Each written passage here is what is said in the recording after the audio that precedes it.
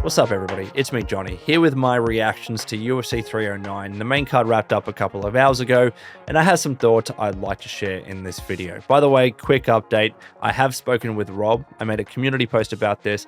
His teeth are just healing, and it's going to take some time for the podcast to return. I don't have an ETA for you right now, but as soon as I know, you will know. And in the meantime, I'll continue to my best to try and make videos like this. So hopefully that's okay. But again, I really appreciate your patience. So let's talk about UFC 309. Overall, it was a fine card. It was fine. It wasn't absolutely awful, but it also wasn't good or even great. It was just fine. And maybe the reason why I wasn't so disappointed or let down by it is because we, of course, knew the fights going into the card, and there weren't that many top tier banger fights to begin with. It wasn't as if this was a card that was amazing on paper, a bunch of banger fights, top tier fights between a bunch of awesome, exciting guys, and they happened to disappoint, you know what I mean, and not live up to expectations. It was actually, we knew the fights that were on the card. The caliber across the board wasn't all too great, aside from a couple of fights. So we kind of knew what to expect. I knew what to expect, and at the end of it, I was like, yeah, that's pretty much what I thought UFC 309 would be. There were, though, some fun knockouts on the early prelims, so I do want to talk about those. Plus, as well, you know, Chandler and Oliveira was fun. The first 4 rounds were definitely a domination, but the 5th round was a lot of fun, especially with how it ended. But some of these other fights, like, Craig versus Bo Nickal was underwhelming for me, a bit boring. I was hoping for it to be a little bit more chaotic and exciting, especially with Bo Nickal's wrestling, but we didn't really see any of that. And the main event, Jon Jones versus Stipe Miocic, look, it made me feel sad. It made me feel sad. It's not something that I actually enjoyed watching. So speaking of, let's get into that. Jon Jones versus Stipe Miocic for the heavyweight belt. By the way, is it the undisputed belt? Like, technically, if there's an interim champion in Tom Aspinall, is it really the undisputed heavyweight belt? I think technically it is, but it doesn't feel right to call Jon Jones undisputed when Tommy Aspinall is the interim champ. And I think Tommy Aspinall made a video about that. It was a bit weird to call him undisputed. Let me know what you think in the comments below. I technically don't know what's correct, but it's a point of note. Anyways, Jon Jones TKOs Stipe Miocic for the heavyweight belt. He is still your champion. He defends the belt at heavyweight. I have so many feelings about this fight.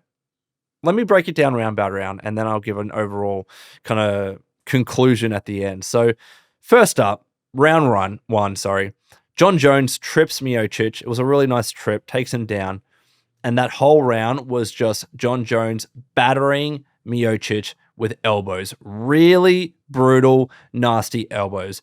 And we need to emphasize this now because I don't think it's necessarily fair to attribute Stipe's, slow pace throughout that fight and hesitation and seeming confusion purely just because of his age. Absolutely big factor. The factor that he's 42, and trust me, I'm going to talk about that, right?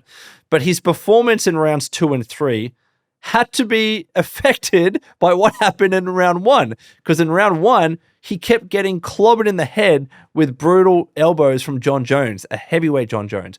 I lost count as to how many they were, and I was surprised that Miocic didn't get opened up and cut open from those elbows. Like, what the hell is his skin made of? That first round was brutal. 10-8, textbook definition, 10-8 round. It was horrible, and there's no way that didn't affect Stipe Miocic in the second and third. It would have absolutely made him a bit more slow, made him a little bit more confused and wobbly on the feet. His age is absolutely still a factor, but we can't just exclude that first round because it was a brutal 10-8 first round. So in the second round, Stipe was throwing at the beginning, but again, he was looking slow. Some nasty front kicks from Jon. Jon was really, to be fair, he was using every bit of his arsenal, right? There were teep kicks, there were side kicks, the oblique kicks that he always does. He kept tagging him with knees and jabs and body kicks and front kicks and everything. He hit it with everything. He completely dismantled Stipe Miocic, but he really did work the body nicely. And we, of course, saw that in the third round with how it ended. But he did everything. He just worked the perfect distance with Stipe and just continued to tag him that entire round, that entire fight. So the second round, Stipe showed a little bit more on offense. I would have called that a 10-9. Third round, Jon continued to start off working the jab. Stipe was getting a bit more aggressive, and to his credit, he tagged John a couple of times. He did tag him. You watch the replays, there were a few lefts in there, a few rights. So Stipe managed to connect definitely more in that third round, but he still looked slow. He still looked labored, affected by the first round, affected by the second round, all the body work that John was doing, especially the front kick. Those just look absolutely brutal. But his age is obviously a factor here as well. And trust me, we're going to talk about it. So there were elbows in there. There were jabs. You know, there was a big right that hurt Stipe in that third round. That's when I started to think, really, that this was sad. And this was a fight that I wasn't really enjoying to watch. I wasn't, to be honest, guys, I wasn't really enjoying watching that fight. This was an older, a hurt, a slow legend that was just getting completely dismantled by Jon Jones, the greatest of all time. And it's not something that I necessarily enjoy watching, right? But it is what it was. Jon was piecing him up at distance, and then he did that beautiful spinning back kick. I don't think it was to the liver of Stipe. It was to the ribs or something, but it just crumpled him. TKO. Jon Jones wins, and he is your heavyweight champion still. Successfully defends the belt. So let me share my overall thoughts. As I said, I was sad watching this fight. I really was. I didn't enjoy it. I would have preferred, of course, to see a different fight, namely Jon Jones versus Tom Aspinall. But I'm torn by it because also as well, Stipe is an absolute legend, and I wanted him to get that big payday before he rode off into the sunset and retired, which he did, by the way. I wanted him to get that big payday. How much of a payday it was, I don't know, because he didn't have the belt. Do they get pay-per-view points if they're fighting for the belt, but they don't have the belt? I don't believe so.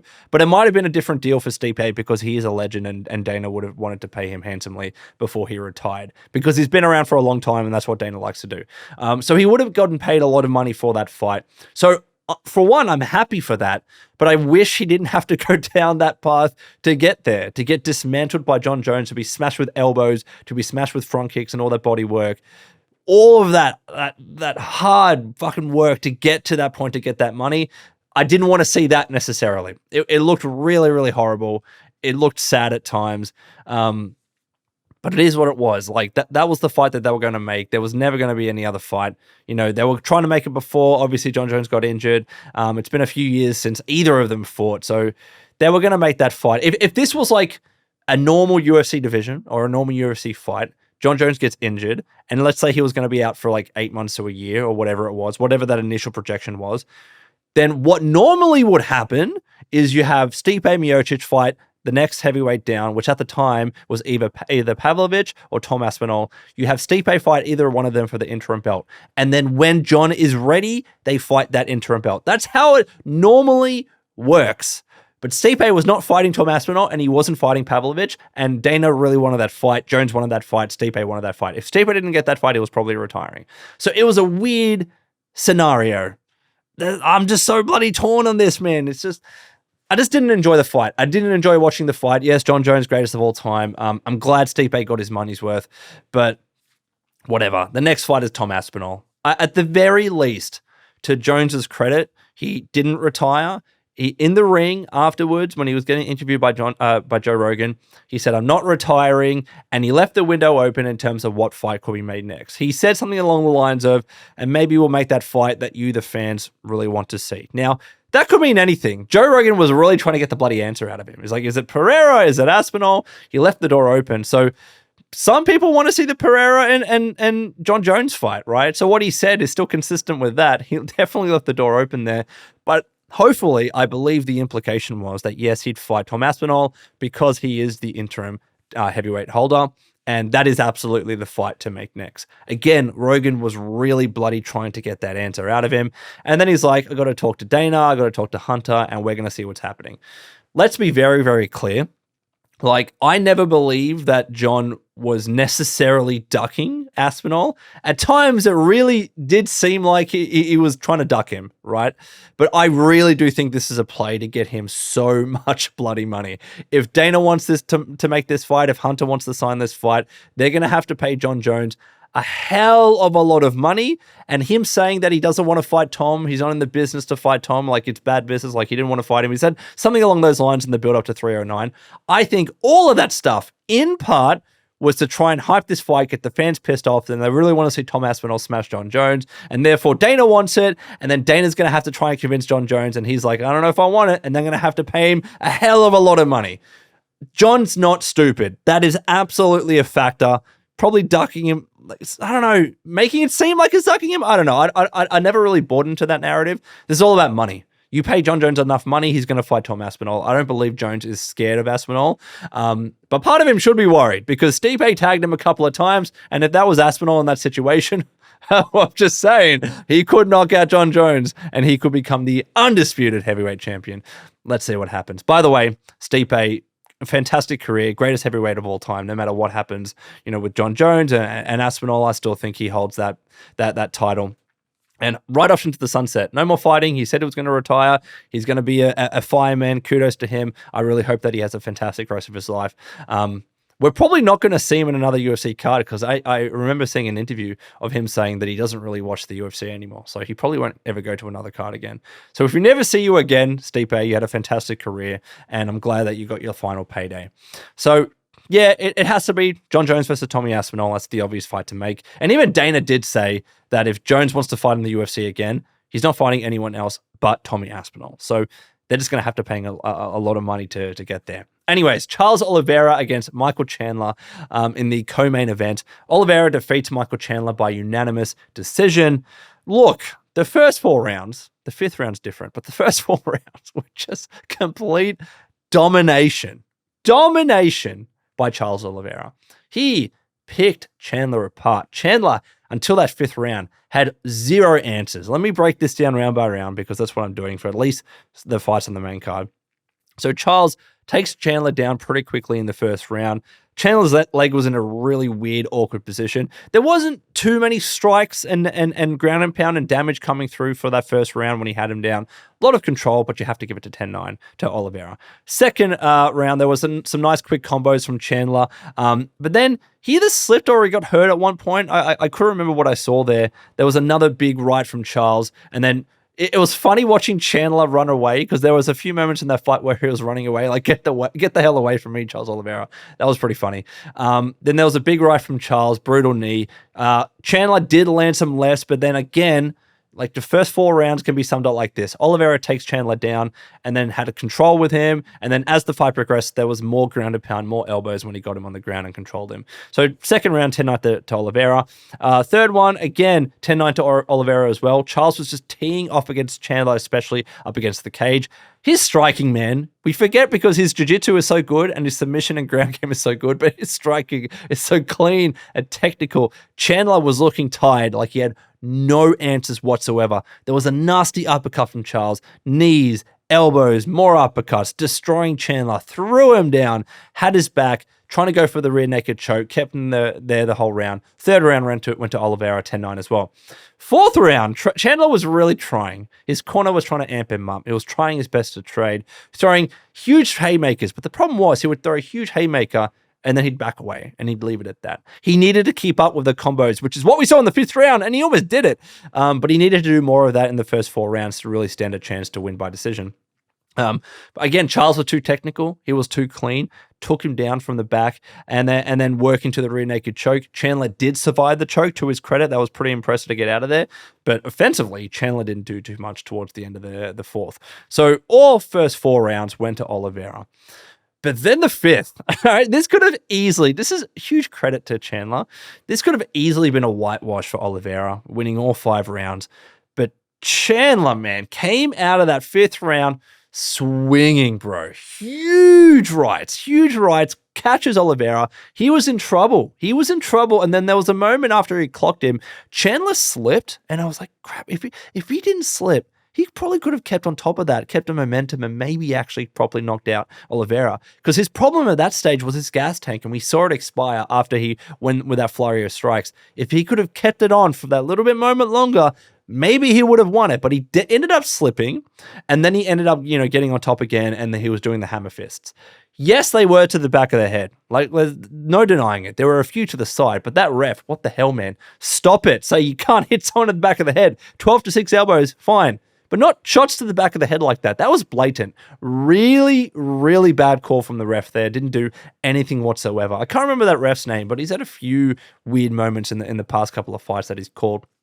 But, you know, they stood up eventually. Big left from Chandler. Oliveira was trying to save himself by grabbing Chandler's back and taking him down, and he managed to do that successfully. And that's when Chandler did the funny thing to end the fight of, you know, having Oliveira on his back and slammed him down on his back a couple of times. That was pretty funny. He knew that he lost the fight at that stage. He was just trying to put on a show. You normally wouldn't, like, you wouldn't ever do that kind of thing. Did Chandler do that in his last fight with Oliveira? I'm pretty sure he did, or in another fight. Let me know in the comments below. But he did it a couple of times. It was pretty funny. So clearly he won the 5th round. And I'm glad he at least got 1 round in there. It wasn't a complete whitewash. And he almost had him knocked out. To his credit, again, maybe if he didn't slip, he could have won that fight. Who knew? That would have been like upset of the century, like comeback of the century. Would have been Leon Edwards. Maybe not because it wasn't for the title. Would have been similar to a Leon Edwards knocking out Kamaru Usman if he actually did knock out Oliveira. But Oliveira survived, dominated him in the first 4 rounds, and he wins the fight by unanimous decision. So first of all, Oliveira needs to fight the winner of Arman Tsarukyan and Islam Makhachev. Whenever they fight, I think it's in January. He should have been the one that fought Islam Makhachev, but of course, he got that cut above his eye. He fought Arman Tsarukyan instead, because Arman Tsarukyan at that stage was deserving, let's be real. And it was a very close fight. Some people thought Oliveira won, but Tsarukyan ends up winning that fight. So he didn't get his opportunity that he was going to get had it not been for that eye injury. So the fact that he's beaten, you know, Chandler now in such a dominating fashion, especially for those for 4 rounds, you've got to have him fight for the title. Who else is more deserving right now than Charles Oliveira? He's number 1. He's highest in the rankings, of course, behind Arman Tsarukyan. No one else is above him. He has to fight for the belt next, in my opinion. Because if you fight someone else, you risk him losing, and we don't want that because there is every chance he can lose. Like Charles Oliveira has lost a couple of times in his career, I think 10 losses or something. So there's every chance that he loses, like he loses against Arman Tsarukyan. Don't want to see that. Just put him against Islam Makhachev or Arman Tsarukyan, whoever wins, and have him fight for the title. That's what we all want. In terms of Chandler, Conor McGregor. Now, Dana did say in the post-fight press conference that McGregor's not fighting until late 2025. Good on Chandler for fighting now, because imagine if he was waiting until late 2025, 3 years or something, 3 years plus, before he had his next fight in the UFC. He was right in taking this fight to make some money, even though he lost, because he can still fight Conor McGregor. He called him out at the end of the fight, or when he was being interviewed by Joe Rogan, and called him out. Still feels right. He can still fight Conor McGregor, and I think it'll be a fun fight. So let's see that. If it's not next for Chandler, at least next year. Maybe Chandler can fight early next year against someone else in the lightweight division. But obviously Chandler versus Conor McGregor has to happen at some stage. And Conor, after watching that, maybe he thinks he can beat Chandler, but I don't know, man. Chandler's a dog. It's just that Oliveira is that good. Next up, Bo Nickal defeating Paul Craig by unanimous decision. 30-27s across the board. Boring. Underwhelming. I mean, like, I was very surprised that Bo Nickal did not do any bit of wrestling whatsoever. And part of me is like, kudos, because, you know, you're so well known for your wrestling. That's where a lot of your hype is coming from. And a lot of people think you over rely on your wrestling to win fights. So he actually did stand there and trade with Paul Craig. So he deserves a bit of credit in that regard. Now, Paul Craig isn't the greatest striker in the world. And maybe some people think the reason why he didn't wrestle with him is because he's really good on the ground and he submitted people before. He submitted Jamar Hill, submitted Ankalaev, like they reminded us like 5 times in the commentary. So maybe Bo Nickal was genuinely a little bit afraid if he tried to engage in the wrestling with Paul Craig, that Paul Craig would put him into a triangle choke from his back. Because Paul Craig is very, very good off of his back. I get annoyed watching his fights because he gets too comfortable on his back.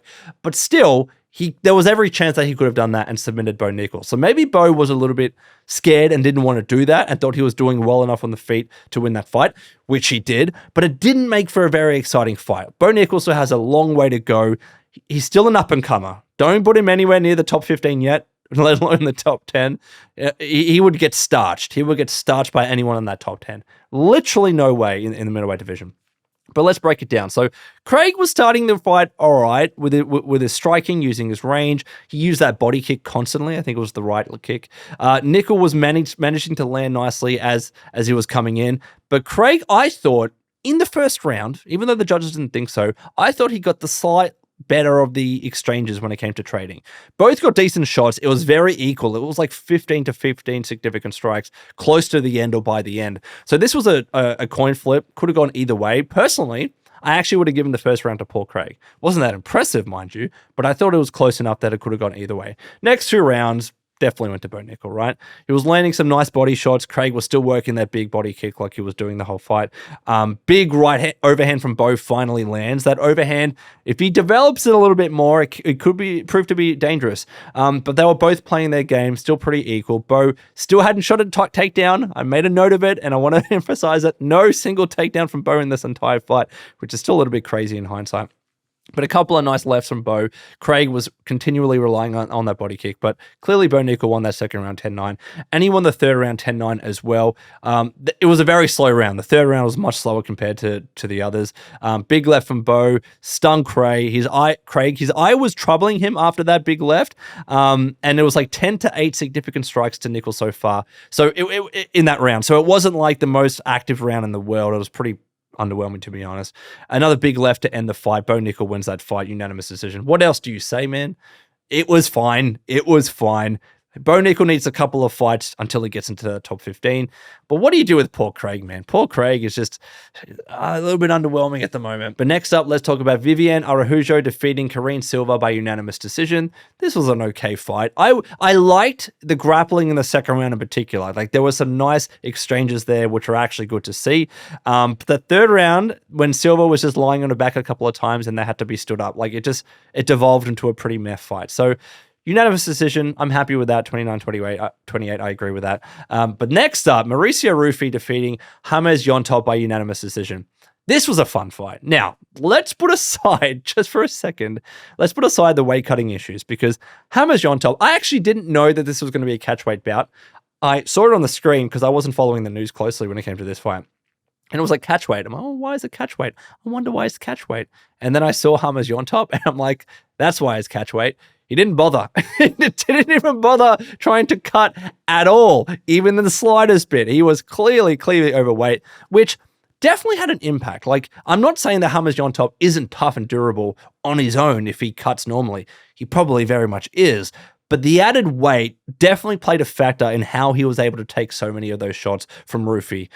So the weight is a factor. It's a talking point. But still, Hafez Llontop has earned some fans tonight. That was a very, very tough performance. He's very durable. He has a chin, even with the added weight. And he put on a good show for us, even though Mauricio Ruffy definitely smacked him around.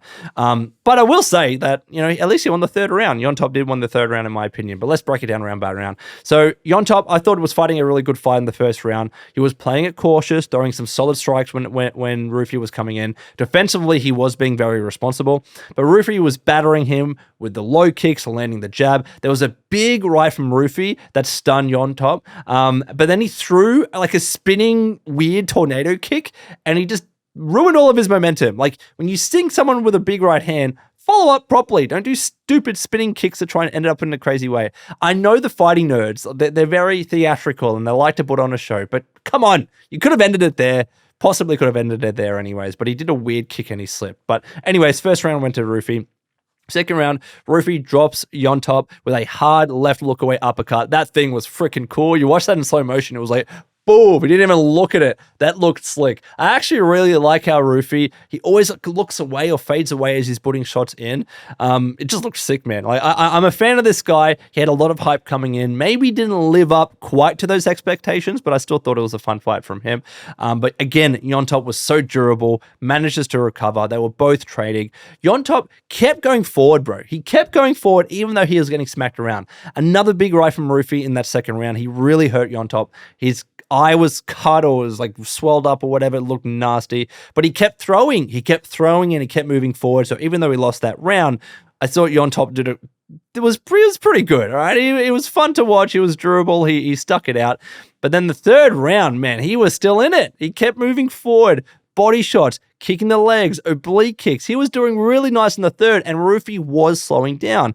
Probably because of the way that Ruffy throws. Like he really does load up his punches and his strikes. So that's going to, take a toll eventually. In that third round, he was definitely slowing down. But Llontop was not slowing down. Like, he was like, nah, I'm still in this. I'm freaking, you want to keep going kind of thing? Like, he was battered and bruised and his eye was all swelling up. But he still was in there and he managed to lay it on and win that third round. So really cool. Now, to be fair, Ruffy still had some nice shots in that third round. Hits really hard, loading the big shots, but he was slowing down. It was like 24-9 significant strikes to Hummer's Llontop in that third round. So he won that third. But overall, of course, Mauricio Ruffy won. And he called out Benoit Saint Denis. Bro, Benoit Saint Denis does not need to fight someone like Mauricio Ruffy right now. He needs a rest. Benoit Saint Denis needs a rest and needs to not fight a killer next, all right? Don't call him out after he has a pretty bad loss. Just fight someone else, okay? Benoit Saint Denis needs a year off. But anyways, I thought it was a fun fight. Now let's talk to the rest of these fights. A little bit quicker than I have been for the main card. McGhee defeating Jonathan Martinez by unanimous decision. What is Jonathan Martinez doing? Like, did he lose all confidence? What was his previous fight? It was the Aldo fight. He was just so, like, hesitant. And even when it was in that third round where he smacked the leg of McGhee and he was like hopping on one leg, he didn't even try at all to take advantage of it or continue up with the kicks. Jonathan Martinez has all the skills and he has fantastic low kicks and calf kicks. But when he had McGhee on the ropes, after he had lost the first two rounds, he didn't even bother to jump onto it. It was weird. It was weird. So clearly he won that third round, but overall McGhee won because he did better in the first two. What was Jonathan Martinez doing? Man, this fight pissed me off. It pissed me off because of that. Then next up, Jim Miller against Damon Jackson. He sunk in the guillotine. Beautiful. Every time Jim Miller wins, we all win. I didn't like seeing him in that loss against Bobby Green because it looked bad, and I thought maybe he should retire. Absolutely not. Damon Jackson, gets defeated submission with the guillotine. Now, Damon Jackson actually did retire. He's not a young chap himself. But I'm interested to see Jim Miller keep fighting. Apparently, he wants to get to 50 fights, and then he'll call it. But that was a beautiful guillotine. It looked like it hurt. Spine was all contorted. No way that Damon Jackson was getting out of that. So that was sick. Next fight, David Onama defeating Roberto Romero by unanimous decision. Why wasn't this fight of the night? Like, let's be real here. Apparently, Chandler versus Oliveira was fight of the night. I enjoyed that fight, but the first 4 rounds were domination to Oliveira, and Chandler only won the 5th. How was this not fight of the night? How did either of these guys not get a performance bonus? I was shocked. I'm like, surely these two are getting fight of the night. It was a fantastic fight. They both kept smacking each other. You could hear every strike because there wasn't as much of a crowd at that stage. It was like an Apex vibe at that stage. You could hear every freaking impact. It was such a good fight. I really enjoyed it. I agree that Onama won, but it was a war, brother. An absolute war. They were both putting together really nice, brutal combinations. And I thought the white right person won in the end. I think it was 30-27 by unanimous decision, though I thought Romero won the first round. But anyways, the talking point for me is that this should have won fight of the night, in my opinion. They both should have gotten 50K, and I hope Dana does what he usually does and just give them both 50K anyways. So next up, Marcin Tybura, TKOs, Jhonata Diniz. Look, Tybura does what he does, right? Like I know Diniz had a bit of hype and he was saying that I'm more focused than these other guys in the heavyweight division, but he had no ground game, like literally 0 ground game. So Tybura beautifully reversed a position after Diniz stunned him, had him on the ground, keeping him in half guard on the ground. There were some rabbit punches and elbows, not too much. Then in the second round, they were both trading, but Tybura took him down again, controlled him for the round. There were brutal here's the thing, brutal elbows that cut him open, right? And clearly, Diniz was concussed. If they had called that fight even in the last second of that round, I would have been fine with it. Did you see the way the dude got up? Couldn't stand. Like, I completely agree this was the correct call. Doctor stoppage. They called the fight in between the round. He wasn't right. He was wobbly on his feet. He could barely stand up. He needed his team to get him up. They probably could have called it at the end of the second round, but I'm fine with this decision. Some people were pissed off and thought they should have let him go for the third round, but no, I thought Tybura won, TKO. Simple, say, protect the fighter because they're going to keep fighting. That's how they are. That's how they're wired. I thought this was the right call. Let's rattle off the last couple because I've been talking for so much. Ramiz defeats Gall KO. This was a big, big KO on the temple as Gall was going back. Gall is probably out of the UFC now. I think that's his 4th loss or 5th loss in a row. I felt bad for the dude, but it is what it is. That's the fight game. Oban Elliot. This fight I loved. KOs Basil Hafez in the 3rd round.